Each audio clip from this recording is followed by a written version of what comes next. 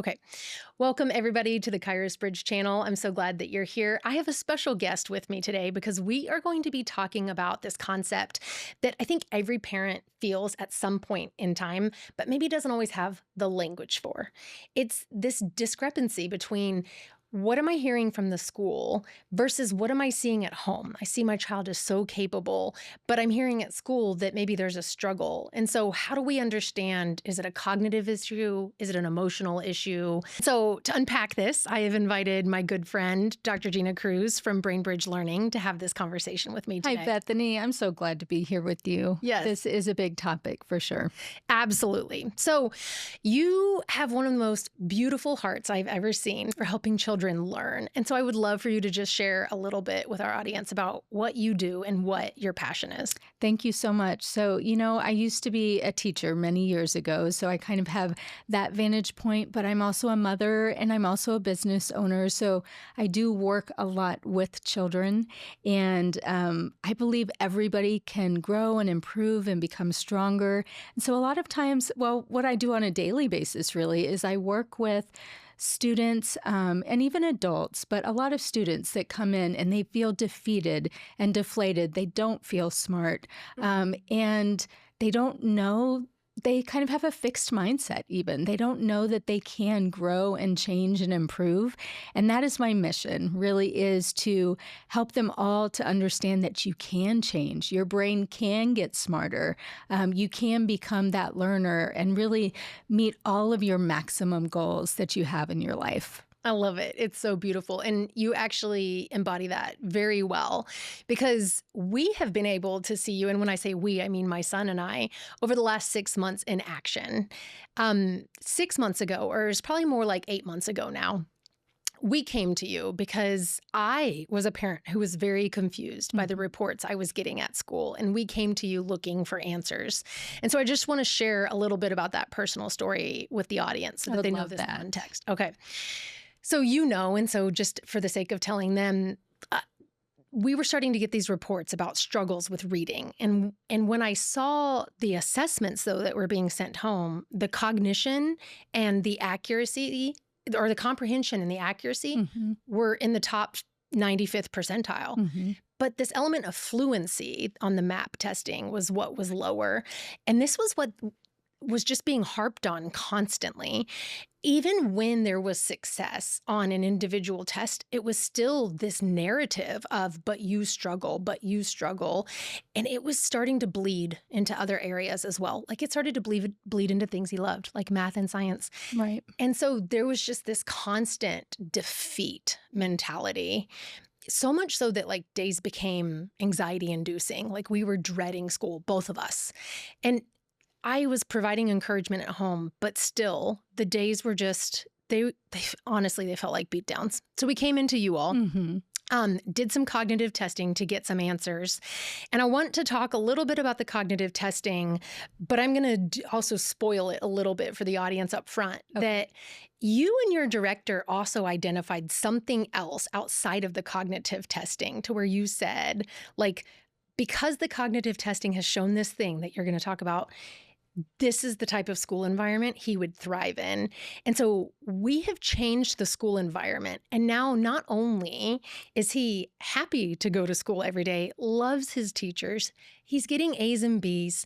He is also in the gifted and talented program and competing on the AI challenge team.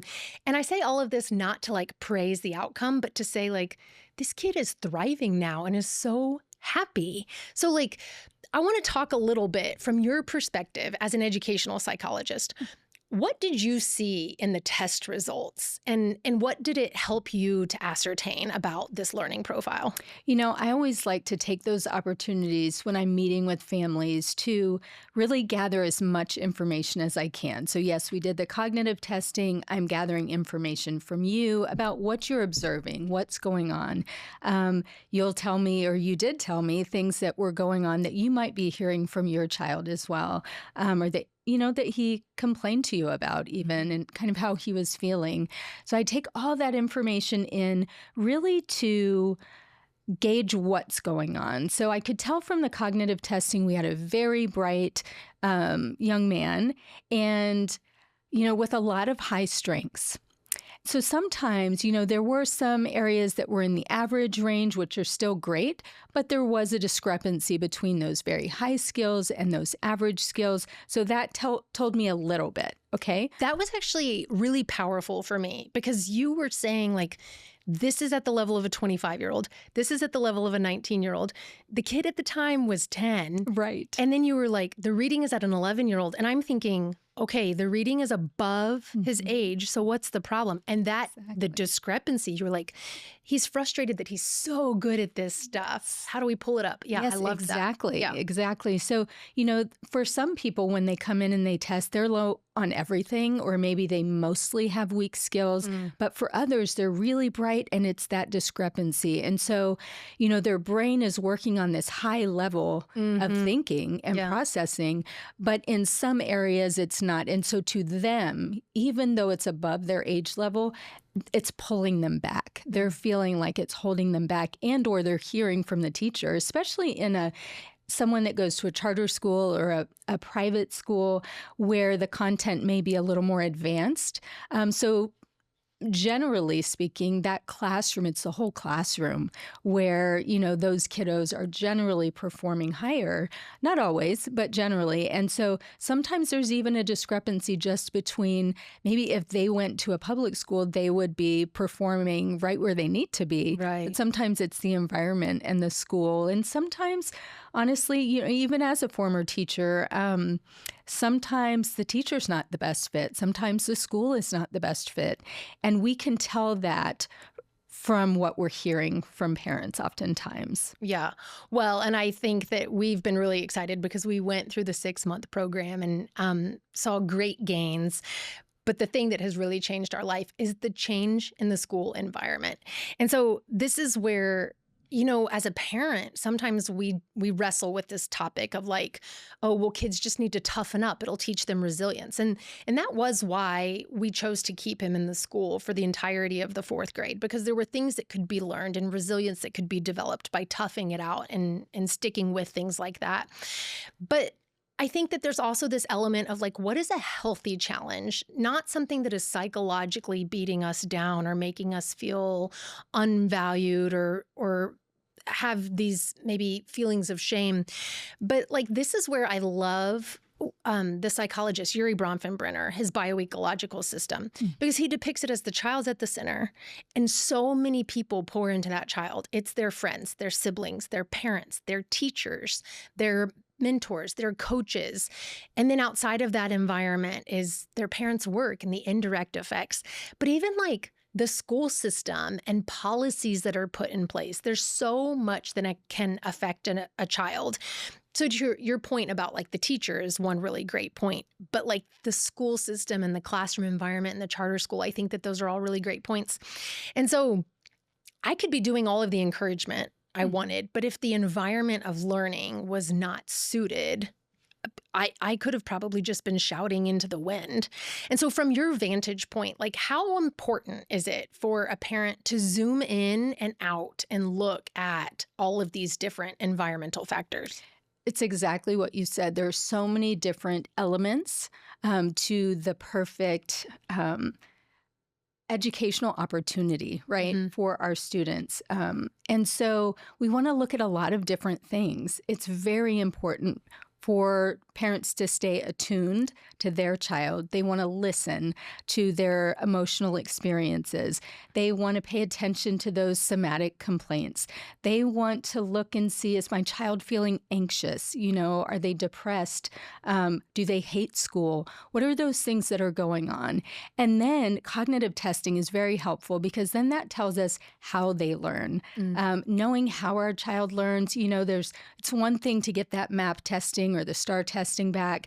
Those are called achievement tests, and that tells us how our child is performing or what content that they have learned in the classroom. But what cognitive testing tells us is the why behind, or the how rather, the how behind learning.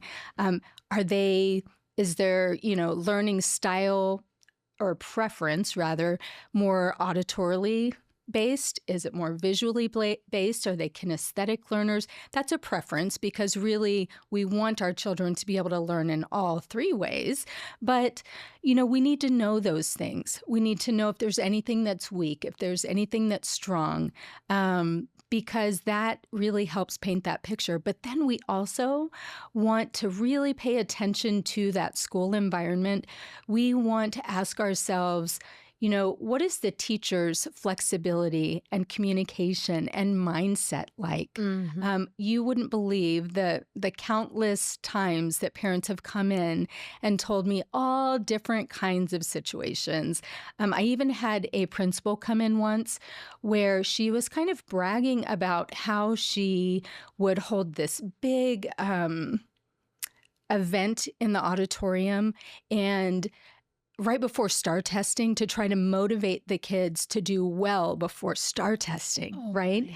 And what was happening was these kids were, while she was really proud of it, she even included things like, you want to do well for your teacher. Your teacher gets graded on how well you do. But what was happening is that those students were more stressed and they were more anxious. And so their prefrontal cortex was no longer in charge. Their amygdala, their emotional center of their brain, was hijacking their thinking brain. And so how are they going to do, right, on that test? How are they going to do when their stomach is already hurting the moment that they wake up or even days before?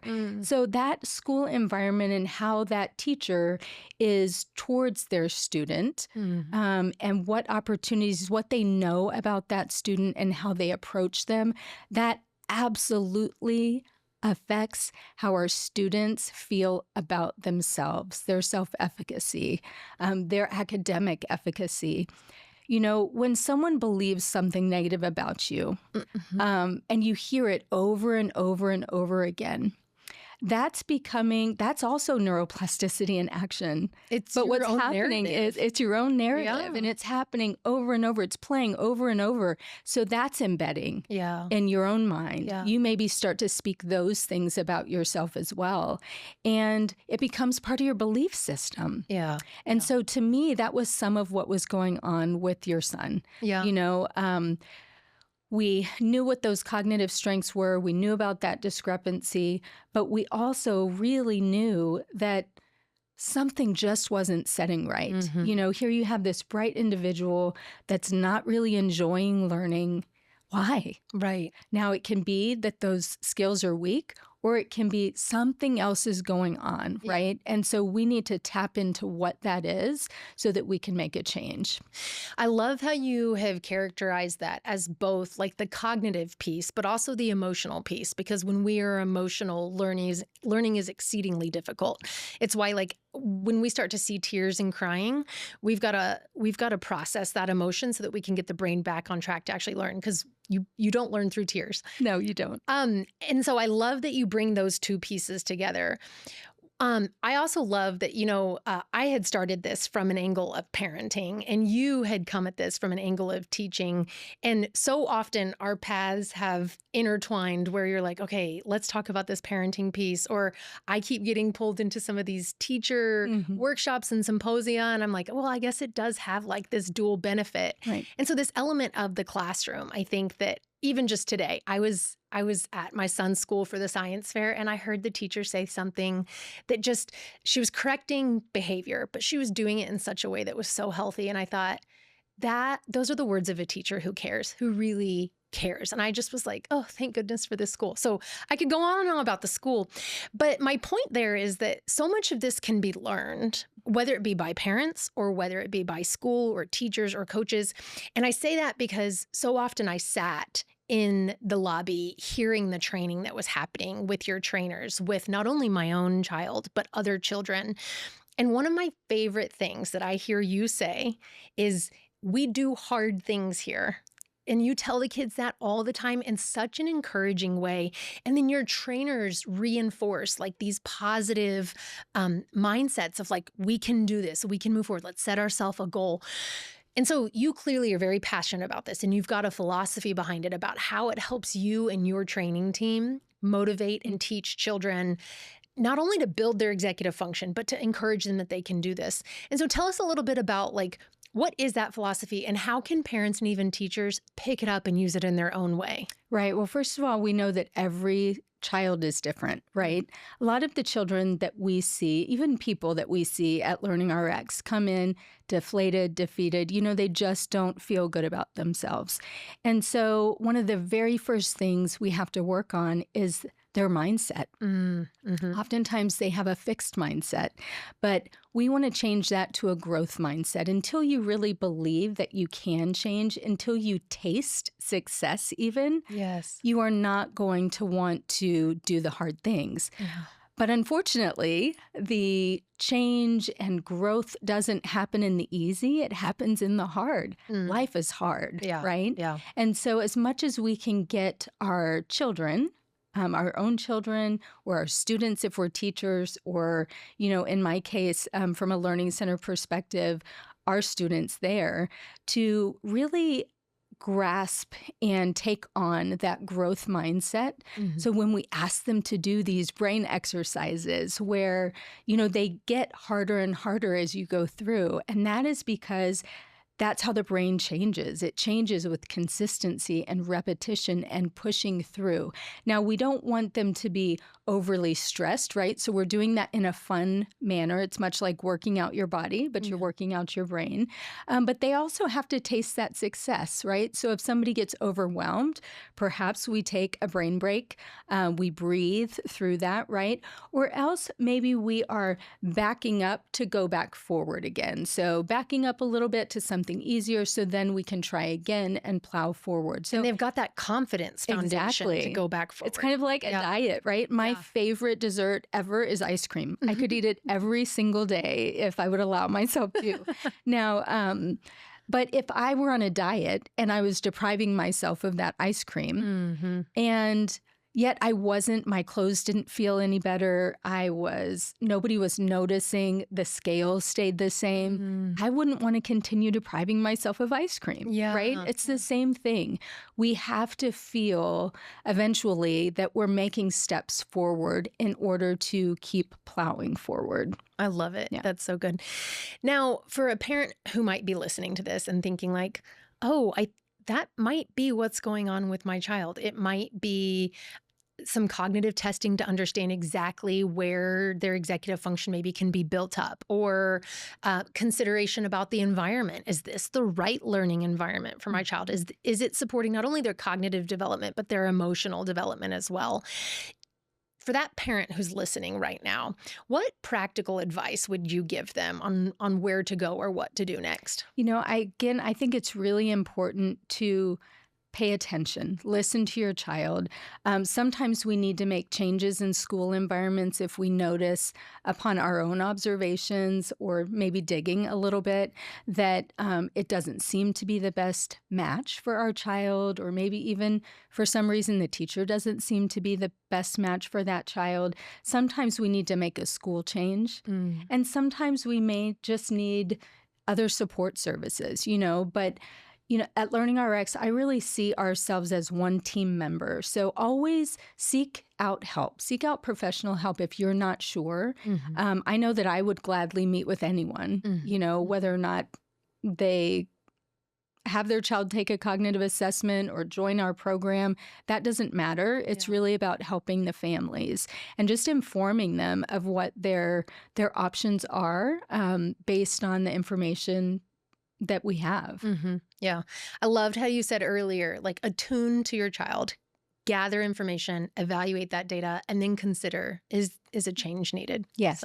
So beautiful. Sometimes it is. Sometimes, yes. Well, Dr. Cruz, thank you so much for being part of this episode. I know that there are going to be so many people that really value hearing what you had to say. And I know that so many kids whose environments maybe currently are not best suited for them will be able to benefit from your wisdom. So thank you for spending time with us. Tell us, how can people find you? Great. So they can find me at Learning RX, San Antonio Northeast. We do have 2 centers in San Antonio. So find the center that's nearest you. You can go to learningrx.com/SA, and we'd both be willing to help you. Wonderful. Well, to all of you, thank you for joining us. If you found this information helpful, please be sure to like, share, and follow. If you would like to learn more, you are welcome to go to theKairosBridge.com, where I have tons of downloadable resources and mini courses for you to dive into. If you're looking for cognitive testing, you can certainly check out LearningRx. And if you are looking for more parent coaching, then you can find me on Instagram as well at the Kairos Bridge.